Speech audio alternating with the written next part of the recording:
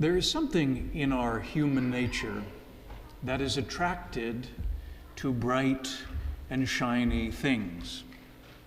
All across human history, across human culture, time, people have prized gold and jewels because those things shine. They have the capacity to capture and reflect light. And we have prized those things. We've used them as currency. This attraction to what shines isn't limited to possessions. We ourselves desire to shine. If you think of the compliments that we give to others and desire to hear for ourselves, many of them have this light theme. We describe beautiful people as radiant, intelligent people as bright, cheerful and joyful people as a ray of sunshine. To be excellent at your profession or sport is to be a star or a superstar.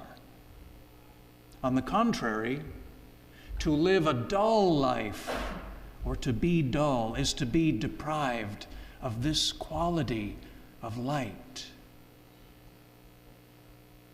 The Lord Jesus in our gospel speaks to this desire in us to shine when he calls us the light of the world. The light he is referencing is not any ordinary light. It's his light. It's the light we celebrated on Christmas Day, the day of Christ's birth, when we heard from the Gospel of John that the light shines in the darkness, and the darkness cannot overcome it. It's the same light that guided the Magi to greet the child Jesus, and it is the same light that was lit in your soul when you were baptized. The truth is, our souls are like mirrors, and we reflect what we love. We see that beautifully in the Magnificat of the Blessed Virgin Mary. She proclaims, "My soul proclaims, magnifies the greatness of the Lord." Because she loved the Lord so much, because her soul and heart were turned towards him, she reflected his light luminously. The trouble is, not everyone has their soul, has the mirror of their hearts turned toward that true light. So many in our world instead love other lights, lesser lights, and their souls reflect those created lights. And this can be confusing to us. The rich, the powerful, the popular, they reflect that glory, the shine of wealth, the shine of privilege, the shine of power. And our attraction to light causes us to turn to those things, to desire what they have.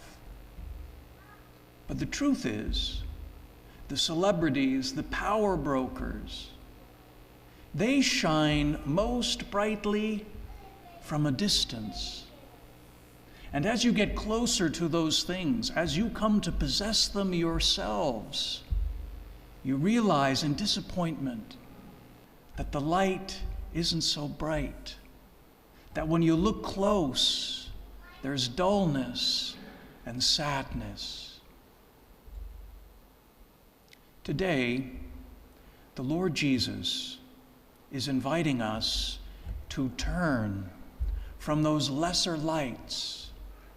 He's desiring us to turn towards him and so be radiant. The saints are the opposite of the luminous of this world. The saints from a distance look dull.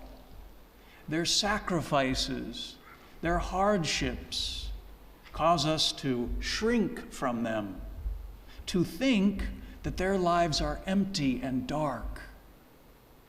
But as you grow closer to them, as you learn about them, as you meet the hidden saints in your own life, you see the light shining in them. You see the light of which Jesus speaks. And the closer you get to them, the more that light shines.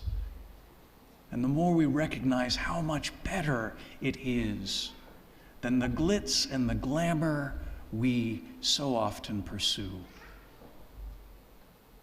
At every single Mass, we are invited to turn the mirror of our hearts to Jesus, to the light, and be enlightened by him.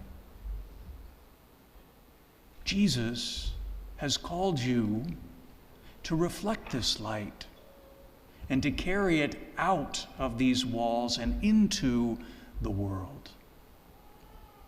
In the book of Exodus, after Moses comes down from Mount Sinai, during his long conversation with God, we are told that his face is so radiant, so full of life, that he has to veil it.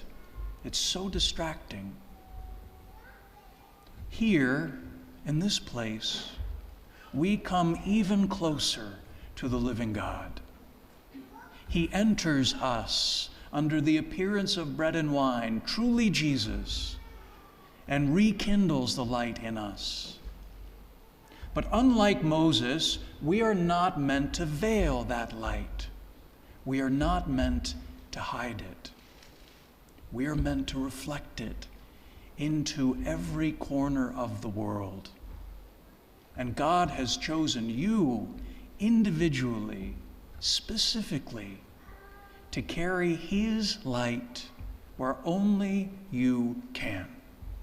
In your workplace, in your school, in your neighborhood, in every part of your life, so that you might serve as a lighthouse, a guidepost to others, pointing them to the source of eternal light, a light that satisfies, a light that does not leave us cold, but warms us and others. You are indeed the light of the world because you are here, gazing at Christ, turning the mirror of your souls towards him. May many, many people see his light reflected in you.